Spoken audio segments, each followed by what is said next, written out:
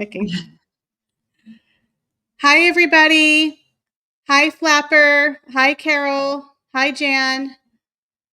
Hi, Ivy. Let us know if you can hear us because there's always like a minute delay. Hello from England. Can you hear me? Hi, everybody. We have a very special guest with us today. I'm very excited to talk to her because there is so much going on right now, and you're the hot lady in town. I mean, Wow. you're just everywhere. You're on Dan Wooten, you're on Sean Atwood, and you just kind of started your channel just a couple of months ago, right? You kind of came into the independent reporting sphere. So before we get into today's live, I thought that we would let Lauren introduce herself to everybody here on YouTube. Let everyone Seeing know who loads you of are and what you're doing. seeing loads of lovely comments. So the last month or so has been a bit of a blur. So I left mainstream media where I worked as a celebrity publicist. I had my own business and I left because I'd been in the industry 20 years and I just could not continue to work in an industry that distorts the truth, that is deeply toxic and biased. And it was making me unhappy. So I left with nothing to go to. There was no plan. I set up an Instagram that was about mainstream media distortion and, how I believe from my experience, you at home are not getting the truth from mainstream. And Dan Wooten asked me to go on, went on. Then I went on Sean Atwood's channel. Then Sean Atwood offered me a show and he said, "What's your YouTube?" And I said, "What's my what?" And he said, "Your YouTube channel." I said, "I don't have a YouTube channel. What do I need one?" And he said, "Yeah, you probably want to set one up."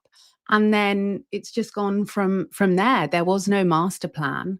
And I speak the truth, and that my only agenda is to deliver the truth to people. I'm not kind of bought by anyone. I'm not paid by you know, the the industry. I do this because I want to. And it's just really refreshing to be in a space where people value and want the truth, especially coming from an industry that's so highly curated. And it's also really interesting that in the independent sphere, there's so much support. So yesterday I was at Tommy Robinson's event, Unite the Kingdom, and there's so much support from people. There's not a hierarchy, and that's so different to mainstream, because in mainstream you would never get, the big boys mixing with a newbie like me. Obviously, I was well respected and successful in mainstream, but I've come out of mainstream, and this is completely a new area for me. And everyone was so welcoming, and everyone is fundamentally joined in wanting to bring people unfiltered truth and news as it should be without distortion. So it's been it's been a wild ride. And there was no plan, so there's no one more surprised at this than I am. Well, I think you're coming at the right time. I think a lot of people are tired of being censored with their news. They want their voices heard. And there's just so much stuff going on right now. So if you could just tell people, because I saw that you were out with Dan Wooten yesterday on the streets. A lot of people in America are not really aware of what's going on in the UK and why it's so important and why they had this walk and who is Tommy. Yeah. So would you mind explaining just very shortly what's going on in the UK and why it's important and why people need to pay attention? Okay, so we need to go back kind of 15 years. And 15 years ago, an independent journalist called Tommy Robinson blew the whistle on national TV. And he said there were grooming gangs that were, I'll say R wording because we're YouTube, R wording young, predominantly white English girls. And he was completely gaslit by the entire mainstream media. He was made out to be racist. He was made out to be stupid. He was, I believe, targeted by the police and politicians. And he was telling everyone exactly what was happening, but the world was not ready to hear it. So he has been a political prisoner. He has been a truth teller. And he has been steadfast in his commitment to victims and survivors of these gangs, which are predominantly Pakistani men that are targeting young white children. And that is such a brief overview because it's very nuanced, it's very complex. There's more issues that have come into the fold, but that is how Tommy Robinson started. And Tommy Robinson's treatment in the mainstream media is absolutely sickening. And it's very hard if people totally believe in the mainstream press to show them how distorted Tommy's image is, because the media will always cherry pick a picture to suit their narrative. And this is what I say as well about people have to really have their eyes open when they're following the royal news as well, because the media, the mainstream media, is a for-profit corporation. Their narratives are pre-decided. It is like a soap opera storyline. And so Tommy has been a huge advocate of free speech. He was censored from all the channels.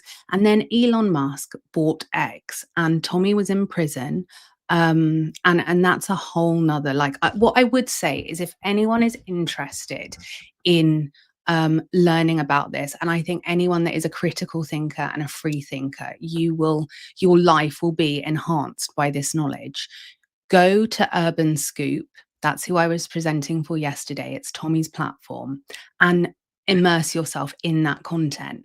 And also on YouTube, look for Silenced, which is the documentary that Tommy is not allowed to talk about anymore. And, he has been gagged and censored by the government. And it's easy to previously have thought, oh, the government aren't gagging people and censoring people. But I'm telling you from being on the ground, what is happening in the UK is horrific. And we are, thank goodness for Elon Musk, who sees what's happening. And it's a really scary time. So yesterday, I went to the march. I went to report for Urban Scoop. I wasn't paid. I wasn't told, you can't say this, you can't say that. They sent me out with a cameraman, and I was on the ground for kind of 12, 14 hours. And my legs are so sore today. But it was amazing. I met people from all walks of life. I met people that, I probably wouldn't come into contact with normally, of all different ages. And people were marching to protect their free speech. And they were marching for the girls and the children that have been abused, R-worded, and they've been systematically failed because this story is such a complex story that I could never do it justice, even in one stream. But the police were involved. There were cover-ups. It's chilling. It's harrowing. I've interviewed a lot of survivors of what happened, and it is still going on around our country. And so it was amazing to be there yesterday and to just be in a room of free thinkers. And, Dan Wootton has been so pivotal in this free speech movement that we're trying to protect in the UK. Without him and people like Katie Hopkins and Tommy Robinson, our country would be in a really bad place. And they are the ones that are putting their necks on the line for people like me who are, fairly new into this sphere. So I'm eternally grateful for them. But yesterday it was the first time I'd seen riot police, and I'm going to record a video after this on it. But the way the mainstream press spun it was, anger attacks, police brutality, people are lashing out at the police. And it was just not that. And I was there, I was trapped backstage because all the roads that led into the kind of center where we were backstage, you had Antifa and the kind of left side that were getting very violent, pushing and pushing. And I believe the police let them far too close to the event. And then, the police went up to people from United Kingdom, and they had all the riot guard, the shields, and I'd never seen them before. And I felt like it was all coming in closer, and I burst into tears because the police wouldn't let us out. And I thought, oh my word, I'm here to do a job and I want to show the truth, but I'm now trapped. And there's the left were getting violent, and I'm a mum. And I thought, this is really irresponsible. I need to be able to get to get out. And it wasn't the right, which the press are running. I've actually never felt as safe as I did yesterday in London. There was such a sense of, patriots coming together. And I think that's something that, Americans do so well. And in England, we've always been a little bit stiff upper lip, not as patriotic, but yesterday was absolutely amazing to see everyone come together and to really protect Christian values that are, the foundation of our country, and just see everyone from religious leaders to meet with a refugee who, wants to stay safe in this country and he doesn't want illegal, unvetted migrants here. And he was so grateful that he had been given a safe place to live here. There were just people from all walks of life, but the kind of summary is that our free speech is vastly it's so hard to explain to you how bad it is here. And you'll see Starmer lie to Trump and everything like that. But there are 30 arrests every day in this country for people that have exercised their free speech and are arrested. And I would say, like, people like Andrew Tate, I can't stand Andrew Tate, but that doesn't mean he shouldn't have a platform for free speech. And I'm sure some people don't like me, but we can't start taking people's free speech away. And all our mainstream media is, propaganda. I think you're ahead big time in America and in other parts of the world. So this is why I just urge everyone to find independent broadcasters and journalists that you trust and you believe, because there is no um there is no motive for us to all come out. Like, you have to think, why is there a mass exodus from mainstream media? And when you know about the Leveson inquiry, and you know about the phone hacking here and that went on, and you know about how deeply ingrained our government are with our media, you start to see why this is such a harrowing problem. And so, they will never take my free speech. I was marching for those girls yesterday and the children that have been failed and are still, going to the police. And from victims and survivors I've heard, I don't think it's being taken seriously. And I hate having to talk carefully because I do like to be unfiltered. But I'm also so aware that if we do speak out at any opportunity, they want to strike our YouTube. They want to, censor our voice. So I'm not having that. I am not going to be censored. But this is an SOS from the UK. Like, we need our supporters around the world to really pay attention to what's happening, because it's really scary. And we've just had Lucy Connolly, a mother, who was Right. put in jail, for a tweet that she took down, but a screenshot of it had gone viral. And, people need to not get offended by other people's opinions and Exactly. realize that if we want to live in a world that is free speech, you need to get a tougher skin and just swipe past what someone said that you don't like. Yeah, offense. People now, everything is, oh, well, you offended me. Well, get over it. Who cares? You were Yeah. offended. Are you still breathing?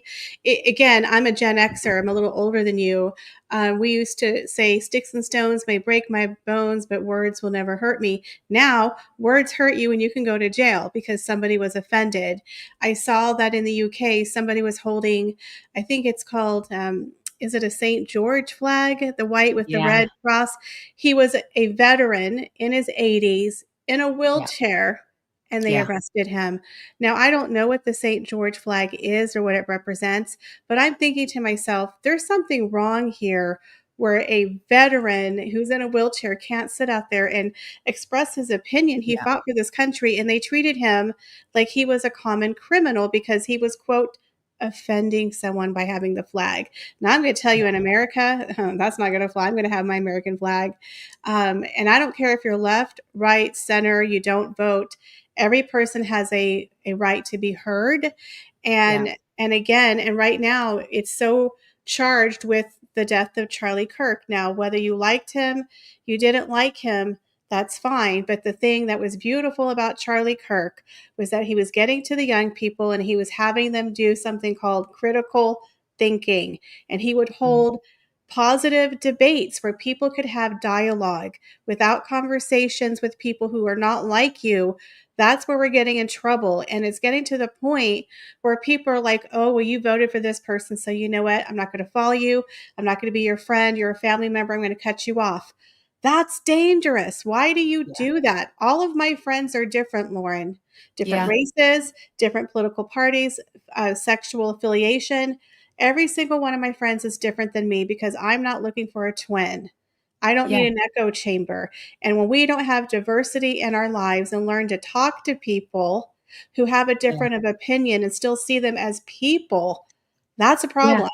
I had this conversation actually with someone that works in PR, and she's incredibly smart, and she's a lefty, and I'm a Mhm. righty. Right. And I would never consider not speaking to her because she has different political opinions to me. It's And I shocking. said, like, I feel like that the more radical the left gets, the more scared the right gets. So they're like, well, we've got to up it a bit. And then it's like all of a sudden, let's remember, like, let's not forget this is only pushing people apart. And when you Right. lose the ability to be able to have conversations with someone, there are reasons that make me more right wing, and there will be reasons that make my friend more left wing. But only by talking about that do you start to see why someone's coming from another place. And actually, Exactly. I think you can learn something from speaking to anyone. Everyone has got something that they can pass on, whether it Mhm. be something that you find useful or something that will, continue to shape your worldview.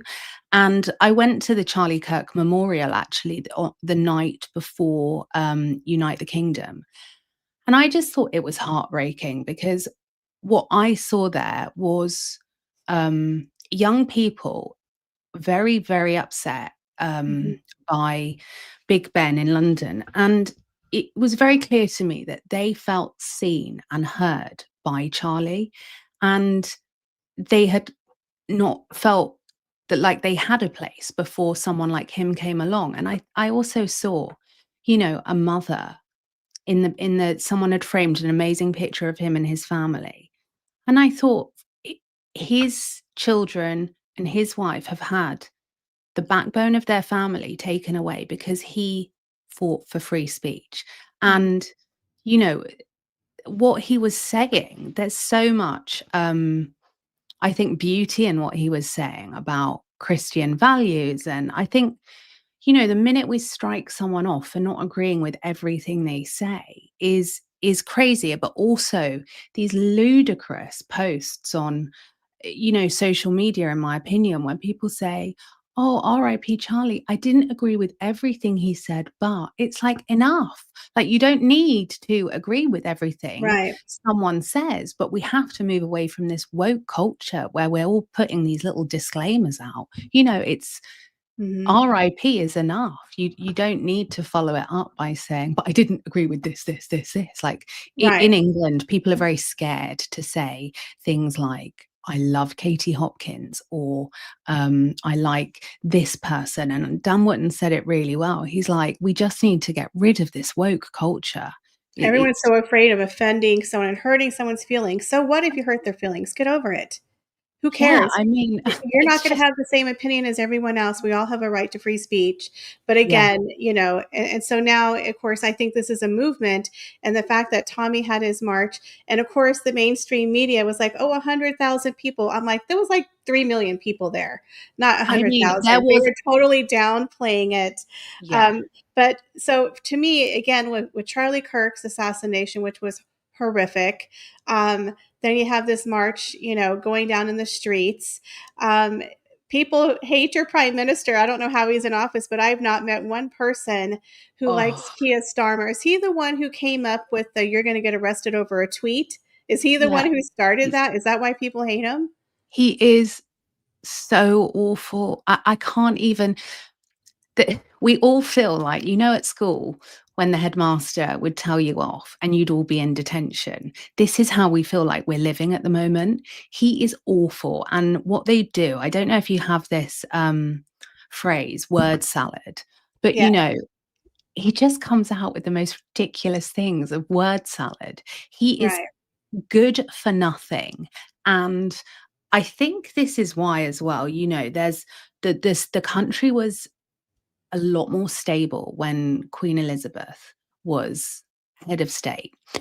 And there is a lot of anger towards King Charles. Yeah, we'll get into Um, that in a moment because that this is the whole thing. Someone was asking, we're going to get to the royals. We are. We're laying the groundwork yeah, because but there's very because of important free speech issues with the people of the UK not being seen, yeah. not being heard, with the government putting them last. That's going to lay into the whole thing that's happening with the monarchy as well. So let me just get to this comment. Trevor Colt was detained by the police and was not allowed to drive into London. This was reported by Trevor on his channel. Trevor Colt is a veteran. He has a YouTube channel. He reports on the royals. So apparently he was on the ground as well and was detained. Steph the Altar Nerd is another YouTube friend. She was also there reporting. So it was a very, very historic and very important day for the UK, for freedom of speech, and also for the UK people to be protected and to be seen and heard. And this is going to go right into what we're going to talk about with the royals, because a lot of people, including myself, and I am a big fan of King Charles, but a lot of people are not happy with him, Mhm. with what he's doing in regards to, I guess, Islam. Is that what Yeah. we're going to? Yeah. So right now, the support of the monarchy is at an all-time low, and many people are finding him weak because, as you said earlier, excuse me, under the Queen, she was a very staunch, strong ruler, and she stood by Mm. her traditions, her religion. As the head of the Church of England, she was a Christian, never a wavering moment. She knew who her subjects were. She put the UK people first. Yeah. But now we have King Charles, who many people are starting to get a little upset with due to his views on some things. And I'll let you elaborate on that. And of course, the handling of Prince Harry and Meghan Markle has gotten to be out of control. So, what is your take on the temperament of people in the UK with regards to King Charles and his stance on a couple of things? So I think, well, it's important to like Charles's role to some degree is ceremonial, but actually he does meet with the Prime Minister every week in private. And this is always what the monarch has done. And I think there's a lot of anger, because our children are being failed. We've got small boats arriving every day with unvetted illegal migrants, and we do not see um, King Charles standing up for us, the people, the taxpayers. We are paying to keep this country going. And yesterday, I met so many veterans who were widows, were disabled, were struggling, and it makes me angry. And it makes me really cross that these people have paid into a system their entire lives, and they were brought up with Christian values, and Christian values are now at risk in this country. And I don't know, like, I'll probably get cancelled for what I say, but I don't really care. How is this possible that we are not allowed to call Christmas Christmas? And we are all, so scared of offending each other. And we see King Charles is constantly, in my opinion, talking about Islam. And King William didn't mark Easter on his social channels, and that really annoyed me. And then we've got the Home Office who put an Easter egg up on Easter on socials. No, it's a cross. And so this is where people are starting to get irate. I think if we had felt that our country's values had been protected and amplified and were safeguarded, then it's completely different. But we're now in a position where holding the flag of England, the St. George's flag, we are being seen as right wing terrorists. And by speaking up for Christian values, we are being cancelled left, right, and centre. due to offending people. And I'm just not having it, you know? No, I totally agree with that, and also Someone said, I just want to pick up on this. oh, So yes. you'd like, Mhm. someone said, so you'd like a Christian echo chamber? No, not at all. I don't want any kind of echo chamber. I believe that immigration has given us incredible aspects of our society. And, you know, my husband is part of an immigrant family. They're Polish. You know, but I don't, to understand the issues, we are talking about illegal migrants that are unvetted, that are wording a lot of our Mhm. children on the streets. A It's lot of crime. very, Crime has doubled in London. It's oh, unsafe. yeah. I mean, standing outside my hotel the night before the march, I was scared.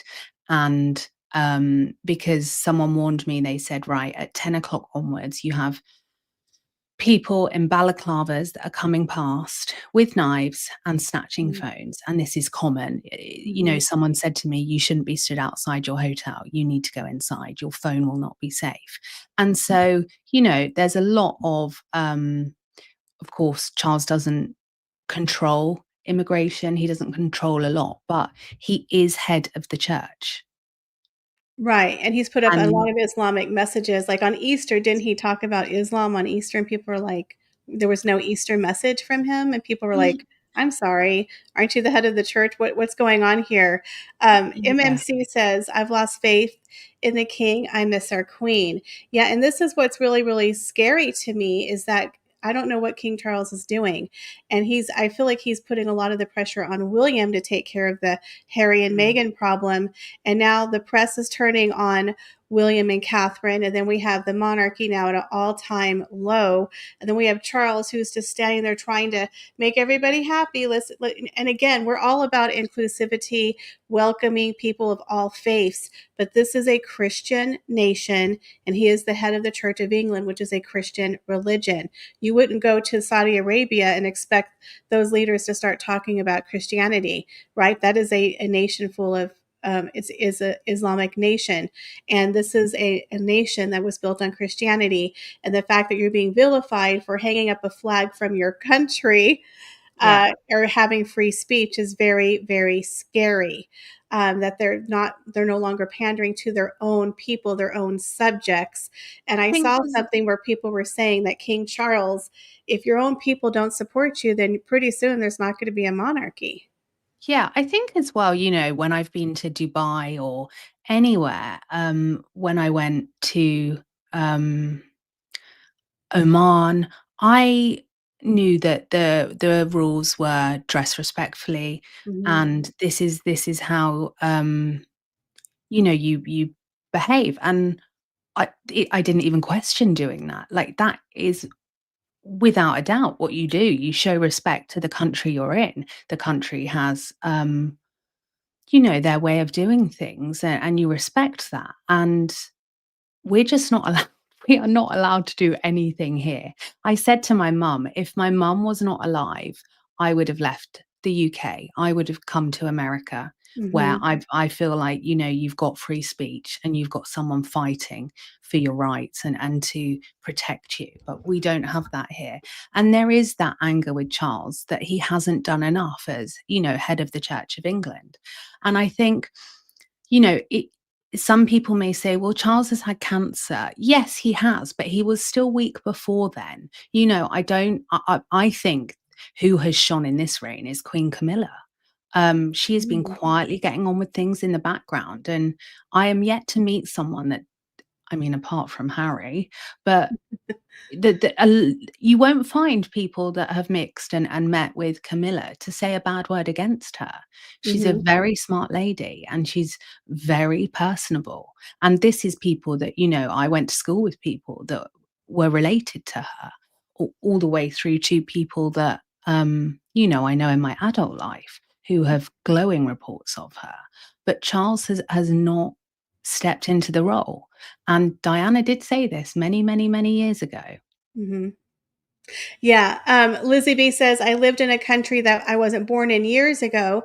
I respected the culture that I was in and learned from it. I kept my traditions at home, but I didn't hate the ones that were celebrated outside. Yes. And someone said, Easter is a Christian, not Islam. Now, another person is saying here, and I agree, Maya. She says, he's the king of the Commonwealth, which isn't only made up of Christians. I believe he's trying to be the king of the people. I agree with that. However, he is still the head of the Church of England.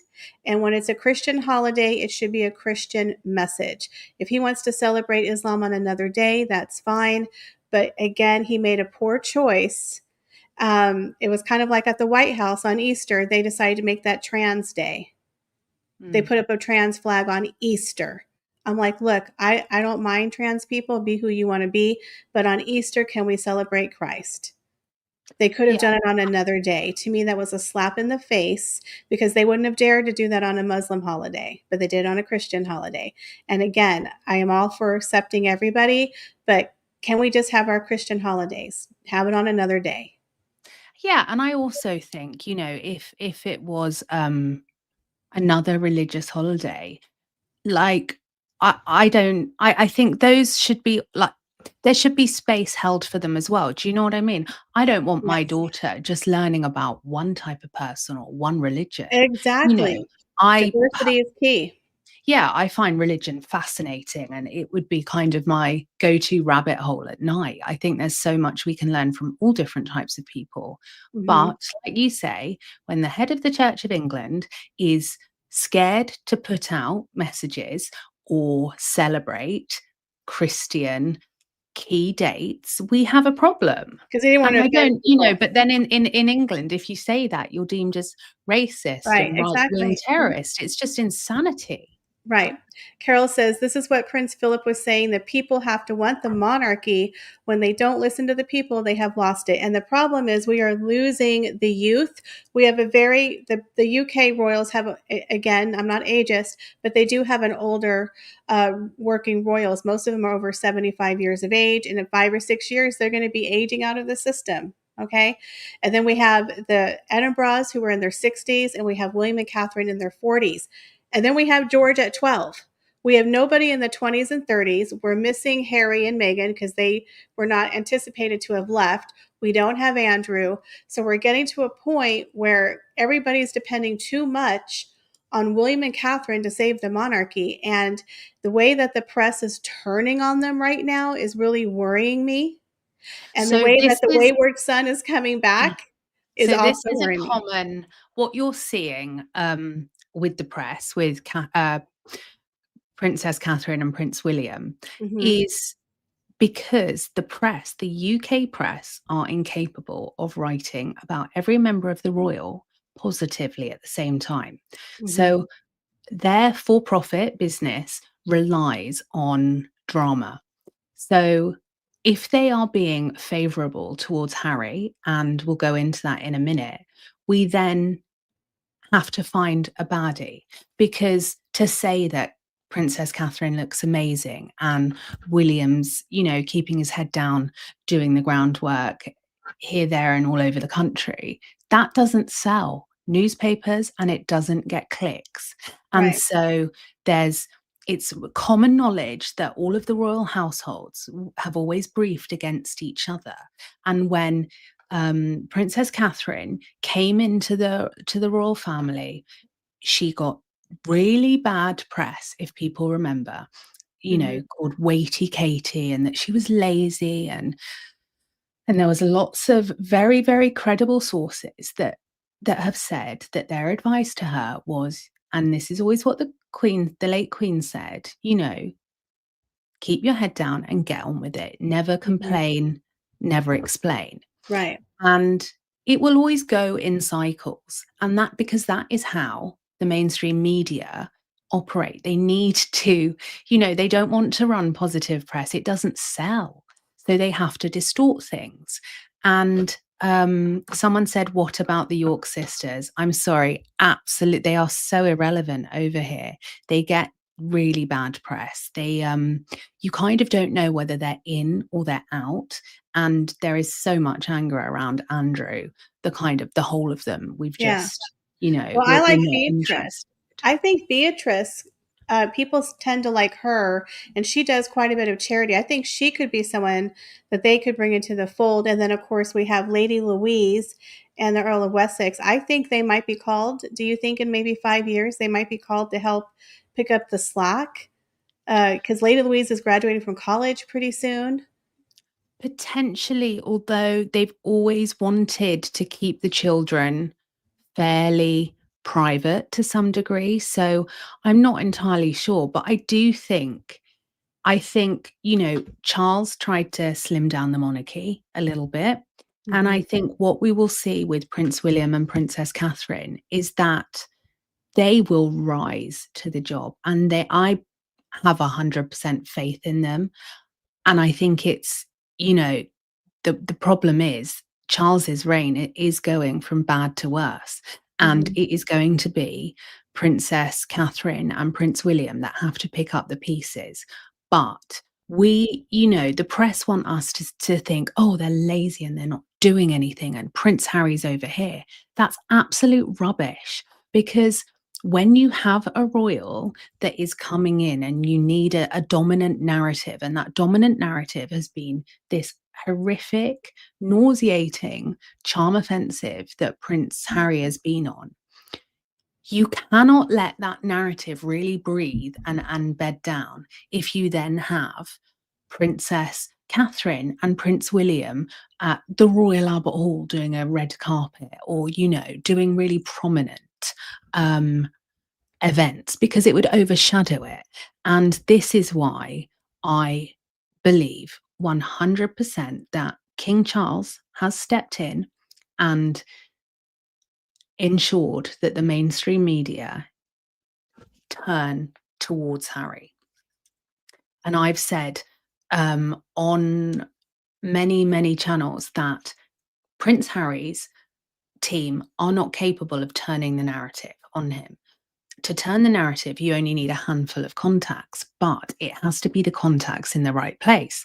So it has to be contacts from like top down. So you're not talking about the editor of the Mail. You need to go higher, because the conglomerate that owns the Mail also owns the Mail on Sunday, the Daily Mail, Metro, those kind of things. And then you've got News UK, which is the Sun on Sunday, like various different other titles.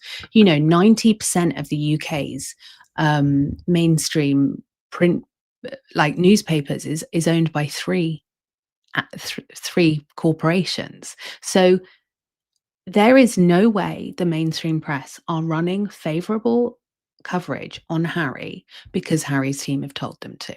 Because this is Harry who has sued multiple, if not all, of these corporations. He is in trial next year with one of them. He has been so vocal about the phone hacking. He has called the press demons. He has said his family are in bed with the devil. Obviously, not literally, but what he's Hmm. meaning is, they're constantly feeding the evil machine. And whilst I'm not a fan of Prince Harry, what he's saying about the mainstream media is not wrong. But I would then say, well, you could have had a really nice life, Harry. You had money in the bank.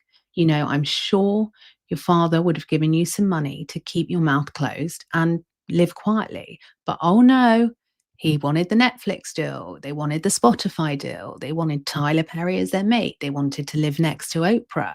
It's like, I don't feel sorry for Harry whatsoever. He So has you been, think the king is starting to soft launch Harry back into the royal fold? yeah, 100%. You do. And I know a lot of people might not agree with that and might think, what I'm saying is not right, because I think Lady C said something completely different. Hmm. But when you have sued every single media outlet, gone on record telling everyone they've hacked your phone, they've put Right. private investigators on, and you have called them devils, you only have to look at the treatment someone like Hugh Grant, the actor, has had from the press in the UK because Uh-huh. he sued them for phone hacking. They won't write about him. And so there is no way that this entire blanket softening towards Harry has come from Harry's team. It's Okay. just not, I would say that Charles, is battling cancer, Uh-huh. and he does not want this to overshadow his reign. And he understands that his time will eventually come to an end. And it could be twofold. He could genuinely want to patch things up with Harry, or he could want to get things, you know, boxed off in terms of um, it's not his final narrative in terms of his reign. See, I don't know if I agree with that, but I do believe that on the level of him being a father, that he would Mm. probably like to have some kind of reconciliation with his son, perhaps see the grandkids. But as far as bringing Harry back into the royal fold after what he's done for 5 years, now I believe if Charles does that, he's done. They're done. People in I the don't UK will think, revolt against him. yeah. And he's already having a problem with the monarchy, the lowest level, and then with his stance on bringing in more tones toward other religions and people and not exactly putting his subjects first. Also, I don't think it's going to happen because William is not about a royal reconciliation. And I don't think William and Catherine, who are the future king and queen, I mean, they are the future of Mm. the monarchy, they would stand for Prince Harry and Meghan coming back. But I have to agree with you. I think the press, though, is doing it to save their arse because they do have that lawsuit coming up. So I think they're thinking, okay, we'll throw them a bone. We'll have two people over here cheer for Harry, and then the other side's going to be against Harry. But at the same time, they're making money either way, right? So it's a They win-win they for them. they make more money when they are negative about Harry. This because I've been so analytical about the coverage across the board, Hmm. and you only need to control a couple of these corporations because the rest of them all follow suit. Now, this is not a nice thing to talk about someone Yes, passing, right. but I want to give your viewers a hypothesis and Okay. see if they then see where I'm coming from. Let's say King Charles is not in good health and that the palace have not been transparent with us about his cancer and about his health. And I think it's highly likely this is the case. If he were to pass away, Harry would go to his funeral. So it's not a great look if Charles passes away and Harry has not seen Charles, since he's had, the cancer and everything like that. What I think is happening is I think Charles is really not very well. And I think that it's it's really awful to talk about living people like this because even though I'm not a fan of Charles, he's still a human. But I think the powers that be have worked backwards because everything is so highly curated. And I think that it is I don't think you're going to see Harry back in the fold at all, but he will eventually go to Charles's funeral.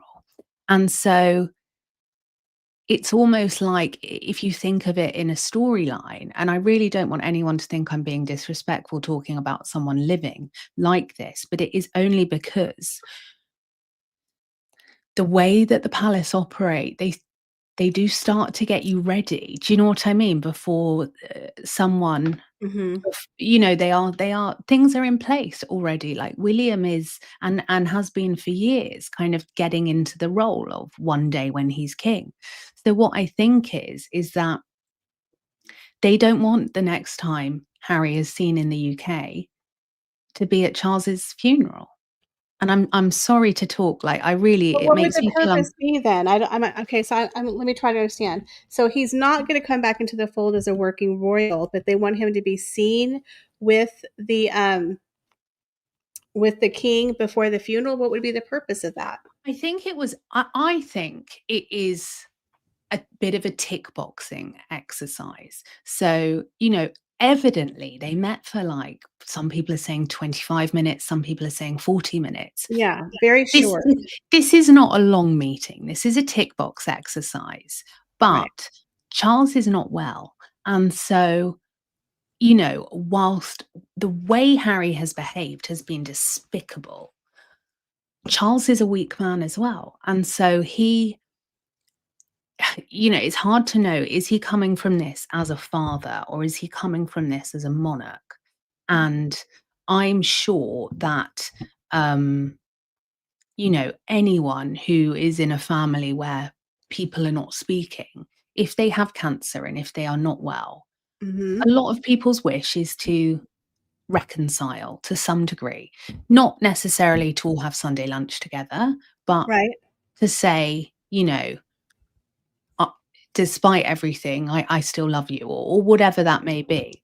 I Mhm. wonder if it's more that, because there is no way, like I would place a lot of money that this turnaround for Harry has come from Charles. And um it's awful because Harry has behaved in the most atrocious way, like a little brat, and he's been rewarded by Charles. I do not think Charles will. We will see Harry in the fold. Yeah, I, I don't but either. Yeah. but I do think this was. I said with Dan Wootton, I said it was like a bulletproof schedule that Harry had. He comes over and he goes to see the late Queen's grave. Now, we can say that, and I'm not a Harry fan, but I'm just working with the facts here. We can Mhm.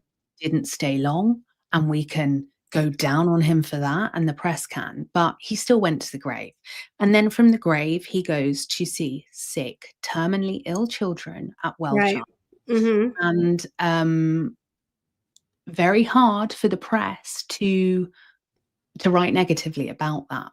You can say it's disingenuous. You can say he was, manipulating things and wheeling, sick children out to benefit his image, which I absolutely believe. Like, I'd like to know, what does Prince Harry do with Well Child behind the scenes? And if Right. someone can Mhm. give me categoric evidence that he is, heavily committed to this charity, I will come on and I will apologize. But I I don't think see it that. was very performative. Yeah, it was. Now, my opinion about the meeting was I think they were just placating him because remember, they haven't seen each other in 19 months since the last time when he found out his father had cancer in February 2024. He came for a 20-minute visit, remember, and he got the police barricade and they took him to the palace and then his father flew off. This time he didn't get the police protection. He had to wait in traffic and he had Mm, to use the guest entrance. I mean, treated like the redheaded stepchild that nobody wanted to see. And he got less than an hour with the king. So it wasn't like the king said, come to Balmoral for the weekend and stay here. We'll have a long visit. It was literally under an hour on a full day of visits. I believe it was because of the disastrous BBC interview where he pretty much said, my daddy won't return my phone calls and I think they want to unalive my family. So I think the king's advisors, in my opinion, told him, throw him a bone, mm. have him come to tea because now he can't say, my father won't meet with me because you just met with him. But I agree Yeah, with you. I don't believe he's going in the royal fold. And of course, he keeps dangling. I'm going to bring the kids. I'm going to bring the kids. Well, you've come 5 times in yeah, 3 years. You could have brought the kids. Your dad has cancer. When are you going to bring the damn kids? Now, in my personal opinion, this whole thing was performative. yeah. Going to Invictus, going to the Sick Kids, going to the Diana Awards was because I think he's trying to show the public, I could be half in and half out. Look at me and all this charitable work I'm doing. And that lady, Charlotte Griffith, who's in their pocket, Yeah. I think they're paying off some of these people to write those positive stories to highlight Prince Harry's work. But again, it's like, what is the motivation? Are they getting paid off? Because I don't think the royal family is trying to soft launch him and then attack William at the same time. That Or would make no sense. I would pose the question of, has King Charles been advised to do this to ensure that when one day Charles is not here, Harry has got nothing left to go on to exploit the image. So Mm. the final note of such would be, Harry saying, yeah, my father was great. I saw him. We had tea, you know, Right, I because he apologized. monetizes that. And then Mhm. that's full stop. It's no more rinsing the lemon. Yeah. It's a 25-minute tea, but it would potentially make Harry less of a contentious problem for Oh, I see. Yeah, and I agree William's with you. reign. Yeah, I agree, but I think Harry's too stupid. He thinks he's coming back in and half out, but I don't think that's ever gonna happen, in my opinion. No. Susan G says, "It's not just the Daily Mail attacking Prince William. I believe Tina Brown" exactly, what's going on here, "did it on her Substack, among others in other publications." Yeah, there's been quite a few other, reports here that have been reporting on it. Yeah, so Mm. I don't know what's going on here. But again, the queen always said you cannot be half in and half out. Harry is definitely trampling all over his grandmother, in my opinion. But here's the thing, they always say be careful of people who don't have anything to lose, and things are not going well for Meghan and Harry over there in Montecito. And Mm. that's a little worrisome. Her business is going to hell in a handbasket. Their popularities at all-time low, and their money is starting to dry out. So I But think that's also, why he's coming over here. what really annoys me as well. You Mhm. know, that it's so victimy, like Harry is always the victim and so's Meghan. If if you want privacy and you want to get out of a media game that you deem toxic, which Harry has said and does believe, and I wouldn't blame him. I think the mainstream media in this country is awful. But they could have had a lovely, lovely life.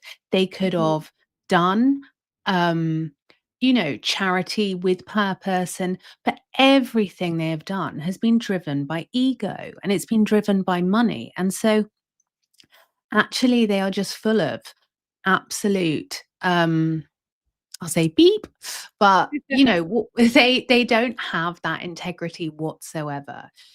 Meghan just wants fame and money because if you if you did have integrity, for the first time you're seen in this country in what, Mhm. 19 months, your first public engagement, the first time the public see you is to benefit your image with children with life limiting illnesses. Do you know what I mean? I feel Yeah. like it's so nauseating to and so highly curated. Um and I think he thought he could come back and be the old Harry and be the Joker. And actually, it's fallen flat on its face. And the media people are rapidly turning away from mainstream media in the UK. Yes, yeah. And the fact that the media, you know, the media have fed the country all of what Harry has done, and then suddenly they're just turning, and it's like people are going, "Am I going mad?" Because in Spare, I read this, then I saw the Oprah Uh-huh. interview, then this, that, and the mainstream media are just gaslighting the public, and they are not getting the public mood whatsoever. Because, we have grown up with but before Meghan came along, Harry did, with people like my grandma, they felt protective of Harry. We welcome the royals into our family. We hold a space for them in our heart. And everyone's got the ones they like and the ones they don't like. But the way that Harry left and his behavior since has just been lacking in everything. It's grotesque. And we don't want them back. America, we give them to you. No, no, no, we're wrapping them No, up. no, We're no, no, you we're have shipping them. them Merry Christmas with our best wishes. We're sending them back to you. No, we want you to have them. Oh, come on. We'll get both of them. Susan says, Harry is a terrible example for young people. He was doing a PR grift off their backs. Disgusting what he does for them outside, showing up once a year. Yeah, and this whole thing about he's donating 1.1 million. There was a Oh, lot of talk that maybe he did it before. Again, this whole trip, Lauren, was so performative, and mm, he was so happy. I haven't seen that man smile in 5 years. I'm like, he was just sopping it up like like bread and gravy. He couldn't get enough. That man was like smiling for the cameras. He was living it up because he was back on UK soil. And I'm sitting here going, you're not a working royal. You are a Harry citizen. You are literally going in the guest entrance at your yeah, daddy's house. He's giving you less than an hour. I mean, you're seriously, you're not royal. Even your family doesn't treat you like you're yeah, royal. And then this whole thing with the kids, again, I just feel like you said he's using it for PR. But who is he trying to impress? Does he think the UK people are going to forget the past 5 years? Oh, okay, Harry, you played with some kids and you gave a check. yeah, Come on back to the royal fold. You and Uncle Andy. Not yeah. happening. Yeah, 100%. And we feel protective over Prince William and Princess Catherine as well. Right. And I can't see Harry coming back in when, William understands the mood of the nation, and I think at the moment, because of his role and his place in the hierarchy, he is not allowed to be as vocal or as visible rather as he would probably like to be. And family is the backbone for William because and I've seen them out and about near where I Oh, live. yeah. Um, they are very, very close to Princess Catherine's family. They are, Bucklebury in, Berkshire is where the family live, Mhm. and they're very normal, they are not interested in the grifty side that Harry and Meghan just gravitate towards, and I genuinely think Princess Catherine is as happy, if not happier, when she is doing a tour of something like the WI, the Women's, Mhm. Institute. I think it's Women's Institute, Mhm. as she is when she's at the V&A doing a red carpet, whereas Meghan would only be happy, in my opinion, if they got the picture at the WI, Well, the thing not that's so not interesting that about she's genuinely happy to be there. right. Well, the thing about Megan is that woman was so miserable as a royal. She hated every moment. Even when she was a working royal, she had a Mm, sourpuss face. She couldn't wait to get out of there. And now she's trying to get back in because things aren't working out for them over there. There's rumors that they're starting to cut staff. They're cutting cost. I got my apricot spread. I don't know if you're aware. I got my apricot spread after they refunded me because they oversold the product and they didn't put the logo on the top of the jam. It was like so chintzy and it was so small. It barely fit in the palm of my hand. did I you was eat like, some? I did. I did a taste test. So you'll have it's so runny, girl. It's so runny. It was like a fruit roll up. I'm like, what is this? It Can was I say as well, gross. on the products she's, Yeah. launched, so Mhm. in the UK, or in London, we've got Fortnum& and Mason's, I want to try um, that. Yeah. which it's amazing. I'll tell you what I'll do, at Christmas, let's do a live stream from there, and Okay. I'll take your viewers in because Okay. I've Yeah. seen Queen Camilla there before. She Oh my genuinely does God. her shopping there. I'm not sure if she does her shopping every week or sends someone, but I did see her there. And at Christmas, it's amazing. And they've got all of these spreads and jams and biscuits. And you just wouldn't eat the Fortnum and Mason biscuits like you'd eat a normal packet of cookies. Like you just do the Oh, oh my you just eat them God. slower. And I think Megan has totally tried to rip off Fortnum and Mason Oh, because 100%. She wanted to sell her items there apparently, and they're like, "No, no, thank you." But I think David Beckham, honey, might be getting into was there's that store, then Harrods. I mean, there's a couple of other stores, but Megan's stuff yes, would never make it Hardnick, into there. Selfridges, those are all the kind of the good ones, but Fortnum& and Uh-huh. Mason is the best, and, there's a lot of royal products Mm. in Fortnum& and Mason, so they would never accept Meghan's, runny apricot. I would love Yeah. to go to the UK for Christmas. I think it's so beautiful and magical, and you just get into the spirit of it. I love Christmas time. I actually got stuff from Highgrove. I did order their strawberry jam, and I have Highgrove shopping bags. So when I go to the grocery store, I look very bougie because it says Highgrove on my shopping bags. Um, Altered 4 in 89 2T says the British rag mags were as merciless as Satan on Catherine. I hated the press, so evil, and they're all liars, and someday will face their evil master, not Father God. Yeah, the way they turned on Catherine when she was sick. And I know that Catherine hasn't done a lot because since January 2024, she's been battling cancer. But they've Mm, really been starting to step it up more. And I really hope that they continue because I think they need to be out and about more. But mm, again, she is battling cancer. They have 3 kids. And another thing about Prince William is that he's trying to focus more on the big picture projects that have a bigger impact. He's like, I want to be a royal with a small r. He's doing the homelessness, which is huge. mm, Earthshot Prize gives out $5 million a year for entrepreneurs to make, environmentally safe products that actually go somewhere. You can see real change. He works with men's mental health. They do their heads together. So they do a lot of really big projects. And of course, mm. they still have the King's Trust Foundation. But again, they're not they're I call them rock star royals, but that's not their main purpose is to be magnetic. Their main purpose is to be steady, to be Yeah. dependable, and to serve their country. And so when people say they're boring, I'm like, because they don't have drama. Yeah, Mm, okay, that's boring, right? Because they're doing what they're supposed to do. What yeah. do you want them to Yeah, do? definitely.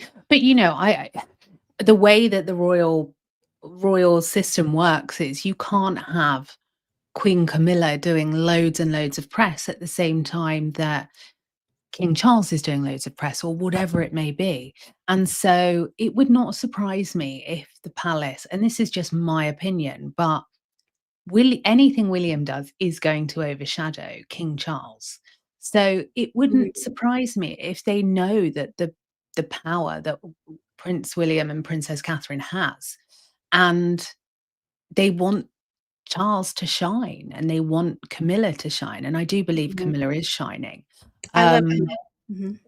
yeah, I love her. I think she's great. And I think she still gets the look, people feel I think that they have to choose between Diana and um Camilla. I think It's like it's over now, guys. you can like both of them. You can think that how Diana was treated was appalling, but I think Camilla has earned her stripes for sure. Absolutely. Yeah, I think people are still too hung up on the past. Like, I get it, but let them be happy. Let his golden years be happy with the woman he loves. Regardless, I still like King Charles. I've always been a fan, and I was a Diana girl. And my family was Mm, shocked. They're like, "You like Charles? You like Camilla?"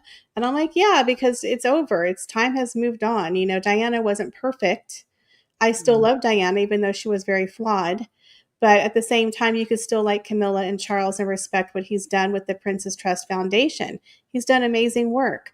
But I just think lately he's definitely starting to upset people with his decisions and the things that he's doing. And I think he needs to be very, very careful with the way that the sentiment in the country is going. And I don't like the way yeah. that they're piling on William and Catherine. It's like I Yeah. wish Charles would take care of the Harry situation and really get more with his people. Don't leave it for William. But I believe William is going to make major changes. He's just being kind of quiet about it, is what I think. I think we're going to be blown away by Mhm. William and Catherine. And I would say, that yes, I do think Charles is a weak king, but also Mhm. I'm not I'm not someone that would then take away everything he's done. Like the king's trust that was previously the prince's trust Right. is Mhm. it is an incredible organization. It truly is. And it has changed thousands of lives. And I think that's why I get cross. Like I want to see more of that from Charles. And do you know what I mean? I Oh, knew what yeah. was important to him, and obviously, he isn't well, but I do believe that he has lost his way before then.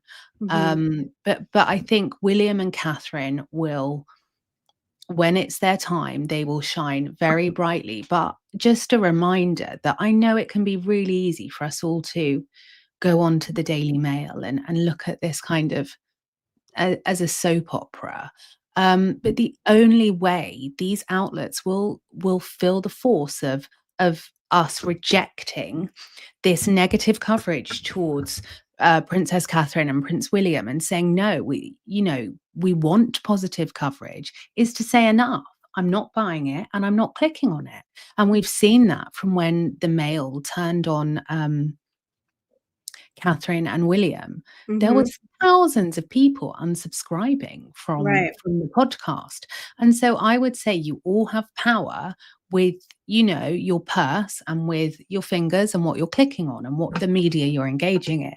And so, I personally think the fact that the mainstream media have started picking apart, oh, Catherine's hair looks dry and Princess Catherine, is she wearing She's wearing a extensions? wig. Yeah. Like, it's just, do you know what? It's grotesque. The woman has had chemotherapy, and it is none of our business whether she did or she didn't lose her hair. That is such a Exactly. personal question. It's not our business whether it is a wig or not. And I just thought, how grotesque that mainstream feel they can run that, because how many cancer victims and cancer survivors and people that have been affected by hair loss and all of these things are reading it and then thinking, I feel really self-conscious, and that's not good enough. And so the only way to call these crooks out in the mainstream media is to say, I'm rejecting this content, I'm not having it, and it's not acceptable, because we know that Princess Catherine and Prince William can't speak for themselves because of the restrictions of their roles. Exactly. Elizabeth says, yes, I don't know what that was about with Harry giving his diary to the royals. He keeps doing pop ups all the time. Again, he's a legend in his own head. And I really think that Harry thinks that we're all stupid and we have amnesia and that he's going to run around doing all these little PR stunts. Look at me, I'm a big boy and I'm so nice and I'm hanging out with the kids. And I literally felt like that check was a bribe. Like he was bribing the people into liking him, like me, have me come back. And then he's like having the press, sing his praises. It's all orchestrated campaign. Now, this lady, I wondered, just quickly, if yeah, Charles was like, well, here you go, son, 1.1 million pounds to get you out of a sticky situation with the public. Like, I just right. thought, what I thought was so weird was one point, I mean, I'm very kind of inquisitive. I never take anything on surface level, but 1.1 million was a very weird number. It is weird. Instead of just 1 million or 2 million, 1.1. So I'm thinking, did he get a check from somebody? Maybe his check from Better Up and he just handed it over. I don't know. I don't think it really came from him, even though he made a big point to say it came from my personal money. Again, I don't think they have that kind of money to throw around. He has to spend, I think, $1 million on legal fees alone to the lawsuit he had with the Home Office. Bunty says, I like Americans to stop criticizing our monarchy, as they don't understand it, what they really don't get how a constitutional monarchy works. It's creating more division and it's already bad enough. Well, I mean, I don't agree. I've been a royalist since I was about 9 years old. But you know what? I disagree. I feel Yeah. like Americans know the royals so well. I think the only one that didn't was Meghan. I mean, she didn't have well, allegedly didn't have a clue. I mean, what a load of rubbish. But Exactly. I feel really flattered that Americans and people from all over the world take an interest in Mhm. everything from our royals to, you asking me about how bad the free speech is, because it Mhm. feels like a community, because we do feel very isolated and Yes. Yes. scared here at the moment. And so it's nice that you also care to ask us what is going on and how we feel about, King Charles's reign and things like that, because Right. it's everyone's very stiff upper lip in England. They do. That's right. That's right. And You're here's much the more thing. open. Like, I'd love to live in America Yeah, one you'll day. come visit me in Texas, girl. We'll get you some Texas Yeah, barbecue, sweet tea. I have a guest bedroom, a blow up mattress. Will be fun. I'll bring the Okay. afternoon tea from Yes, Fortnum& and yes. You can Mason if bunk I with don't eat it Romeo. You before. can bunk with my cat Romeo. Um, yeah, and again, granted, she is correct. A lot of Americans don't know about the monarchy, but I do. And I like to educate people and have a discussion. And so I educate people all the time on the monarchy because Americans, we don't know, we don't have a monarchy, but I love the monarchy. I feel like I should be in the UK. I'm obsessed with it. But again, I love the pomp, the circumstance, the history. It's a beautiful thing and it's unique and it needs to be honored and it needs to be saved. And so when people like King Charles are doing things, it's like, what are you doing? You're really starting to upset your people. And as an American, we value free speech, whether you like me, you don't like me, you agree, you don't agree. It's all welcome here, folks, because it's a democracy. It's not a dictatorship. Although I will remove your comment if you're mean to me. Marion says, it's a dictatorship there. Charlie is destroying his mother's legacy. The queen would never have invited Muslims into the Windsor Chapel. Exactly. And again, we're all for diversity here, but some things need to be sacred for the reason why we have them. Yeah. So again, if you don't value tradition, the people will no longer value you, right? Yeah, I mean, I think the rain has been weak, and I think, you know, everything with Andrew, it it has been a disaster. But Charles's way of handling everything has also been a disaster. You know, Mm-hmm. Andrew Um, should have been kicked off the royal estate. yes. And Harry and Meghan should have immediately been removed from the website. Like they needed to clean that up when they put a Yeah, link to the Sussex website. Oh, yeah, that burned me so bad. Marty says it's exciting that American universities are giving a week of coverage to Earthshot in various classes. That's very, very cool. Let's see, we have some, I'm going to try to go through some comments. And we do have some super chats I want to acknowledge.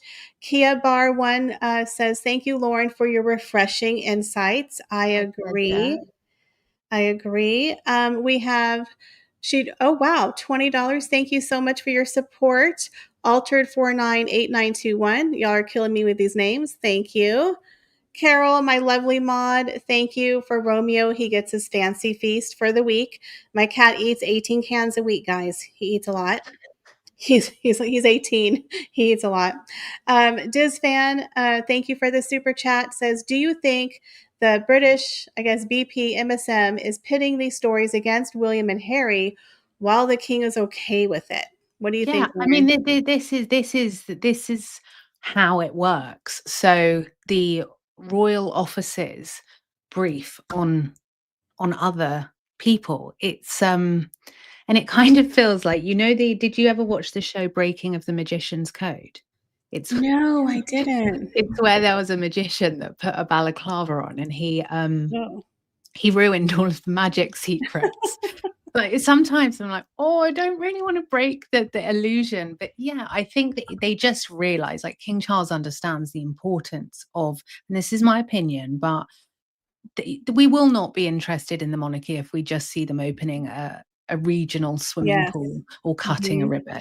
And Right. part of what makes the royals so big is because there are parts that we can relate. You know, we've all had, I'm sure, a family fallout, or there's family politics, or there's sibling rivalry. And so, actually, I always say it's what the bad press benefits them as much as the good press, and it is needed in order for their um, profile to continue to be front page and not page 20 of the mainstream media. I agree. Lizzie, thank you for the super chat. And she says, amazing collab. I agree. Um, Susan G says he needed a tax write off for about that amount, is my guess. He did it in Yeah. December. Yeah, have you heard about that? That he supposedly donated the money in December, but now he's telling the world he just did it like he wants to get the attention? Yeah, I saw that. And then there was some reports saying there was another statement that came out from his team, and I couldn't find a reliable source.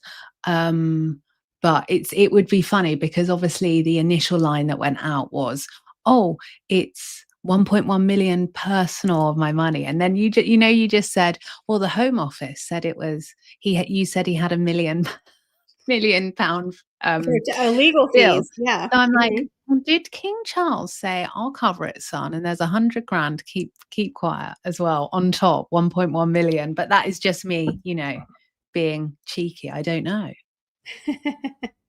um, Kim says, I think quite a few Americans have decent knowledge. We see Michelle and Brittany from Royal News Network, but it's a huge country, so there's always going to be those who don't understand. Exactly. Look, there's a lot of uninformed, uneducated people in every country. America's huge, so we just unfortunately have a lot of them.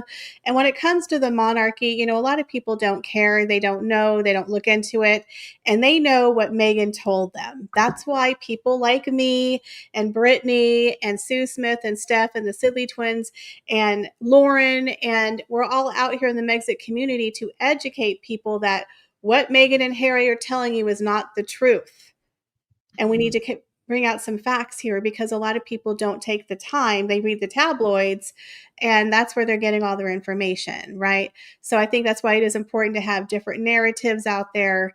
And when people always say, well, if you just stop talking about them, they would go away. And I'm like, they haven't gone away for 5 years. They haven't shut up. So, Someone wrote, you know, when you're saying like the community of like people that are talking about it, someone commented on one of my YouTube yeah. videos, "I don't believe you. This is just opinion." And I thought, right, okay, well, and it's like, well, I have worked doing the very job that people are doing for the royals, for 20 years. And you're never going to get the truth from the mainstream media because it is, I said that in July was when that picture was leaked of um, Harry's team and Charles's team meeting. And then the next story is, and that story was all there, having discussions. And then the next time we see is in September where they meet for a cup of tea or whatever it is. And I said, like, this has been going on months. These meetings, Yeah. these calls, like you don't, when you're seeding out a narrative and I always say it's like a tap leaking. It's like drip, drip, drip, and then there's a puddle. So all of a sudden, by the end of the year, Harry might be like, "Oh, Daddy sent me a hamper." You just don't know, but the narrative is building up. But I want to reassure people that I can't see him coming back into the fold Me because either. Me you either. know Charles, yes, he's made mistakes, Mhm. but and he is He's balancing not a the stupid man. He's not a stupid man. And his no. team would tell him no. They are surrounded by so many advisors. And also, I think William will be speaking behind closed doors. And I think that Camilla will absolutely have an opinion. And this may have been the the compromise, a 1 hour slot That's what for a I cup think. of They were tea. appeasing him, and then he couldn't say that they wouldn't meet with him. Now, I do find it interesting what you're talking about, that infamous secret meeting between the King staff and Harry staff that got leaked, with the perfect shot in the media, calls coming from inside the house, right, in Montecito. And Mm, Charlotte Griffith leaked, oh, yeah, they told us a couple of days ago they're going to have this meeting. I mean, it was so set up.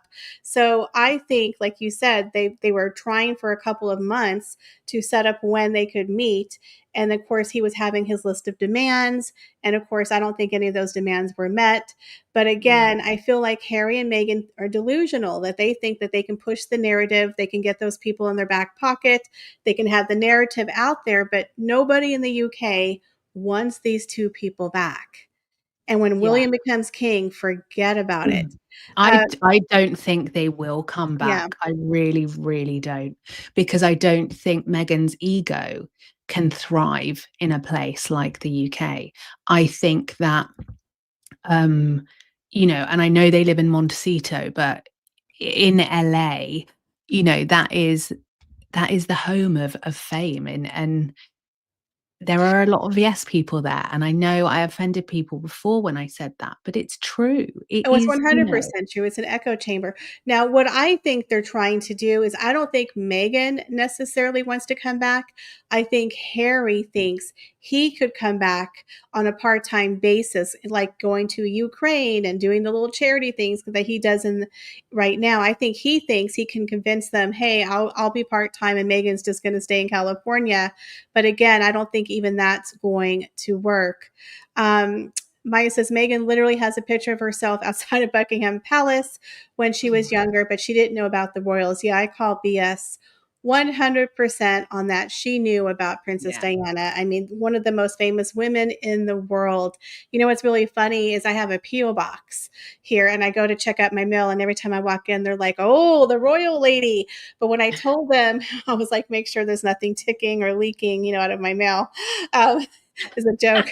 But when I Do you know first as opened well, it, when Meghan said right, she didn't know about the royal family, like, I don't know that's a about lie. everyone else, but before I met my husband, you know, I did my research.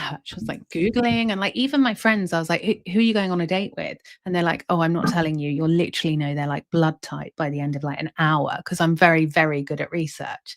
And you do find out things. Even before I met my husband, his mum had Googled me Oh and no. knew that I, at the time, worked in PR and this and that. Like, it's just so ludicrous to pretend in the day of the internet, and like such accessible information she hadn't Oh, Googled. totally. And I grew up on the tabloids. I mean, that was my fix. I was a little girl and I watched Diana get married. That tells you how old I am. And the Enquirer and the Globe and Star and People, we didn't have the internet. So my mom hated taking me to the store because I was like, if I saw a picture of Diana on the magazine, I had to bring it home with me. And my mom was like, nope, we're not buying it. Stop it. And I would be like, okay. And I'd wait till the very end, Lauren. I was a brat and I would just casually throw the magazines. You know how the kids do. They just kind of pretend like you're not going to see us putting our candy or the magazine at the end. And my mom always Yeah. had to buy it for me. But what I was saying about the P.O. box, when I opened up my P.O. box and I called it, Royal Daily Tea, and he's like, oh, they killed Diana, huh? And I was like, what? So, I mean, even the guy at the P.O. box immediately Yeah. brought up Princess Diana. So you can't tell me she didn't know about Princess Diana and her son. She was the Yeah. most famous royal that the man at the P.O. box, who I'm sure does not keep up with Harry and Meghan, was Mm. immediately wanting to talk about Princess Diana because And that's what also, Americans know is Princess Diana. Princess Diana was at a time when it's really easy, like we become so reliant on technology and everything. Like I'll go to a hotel and I'll be like, "Hey Google," and I'm like, "Oh, it doesn't have it in here." But at the time when Diana was so at the forefront, there was like there was 4 news channels. There was, the newspapers. There wasn't all of these TV shows. There wasn't Netflix. There wasn't social media. It's like she was iconic. Oh We my will god. never see anything as big as Diana. No, no, And never. even now, I see the trends that are coming around to reflect the ones that Diana did. Those sports jumpers, the socks pulled up, the shorts. And she was a maverick. There will never be anyone like Diana. So to pretend, people from all walks of life in all Yeah. over the world know about Diana. She knew about She was a Diana. fashion icon. She started the trend in the 80s with the 2 watches because she would wear her watch and then King Charles's watch when he played polo. So she would wear 2 watches. Started the trend in the 80s where they would wear 2 watches. Kim Kardashian totally started wearing the bike shorts and Yes. the sweatshirts. I'm like, hello, that was Princess Diana. I definitely want to get that what do you call it? The shirt with the sheep and the black one. I want Yeah. one of those t-shirts so bad. But she has influenced so much of our culture. Even Yeah. to this day, people are still copying her. But you guys, we could just literally sit here and talk and talk and talk. And there's so much news going on. And eventually, I want to talk about and maybe another episode we can talk about the butler. What's his face? Oh, Paul Paul Barl and Burrell. his book. Yeah, that's really Mhm. exciting. But you guys, Lauren has the pulse on the media. If you want to learn everything that's happening behind the scenes, Lauren's your girl. She is a PR expert. She's on Dan Wooten. She's on Sean Atwood. And now she's on the Royal Daily Tea. So I'm really Thank happy that you you. came on my little show. I really, really appreciate Oh, it. I love it. Thank you so much. And I think it's so interesting as well. The royals inside out as well. And your knowledge is solid on them. So it's nice to have a conversation and a lovely end to a brilliant weekend I've had in the UK. Oh, thank you so much. So make sure, guys, you go and subscribe. Let's get Lauren to 10,000 followers over on our YouTube channel. And of course, Thank she you. also has Instagram. If you're into Instagram, she's a lovely, lovely woman, and she has a beautiful new office setup, which I'm very jealous about. I've told you the lights and it's Farrow and ball paint, and I sent you the lights. I know. So by next week, I want to tune into your show and see you with exactly the same office as me. Okay, okay. So we're working on it, guys, because I have an eye condition. So I'm hoping to be on camera by the end of the year, and I'm going to have my office set up, and y'all can come and inspect it. But it's lovely, lovely chatting with her. She's a lovely woman. We've become friends, but she's amazing with her insight, her experience. So please go over and check her out. You won't be disappointed, and hopefully we'll have you back here very, very soon. I'd love to. Thank you so much. And bye, guys. Nice to see you in the chat. Bye, everyone. We'll see you next week. Bye. Bye.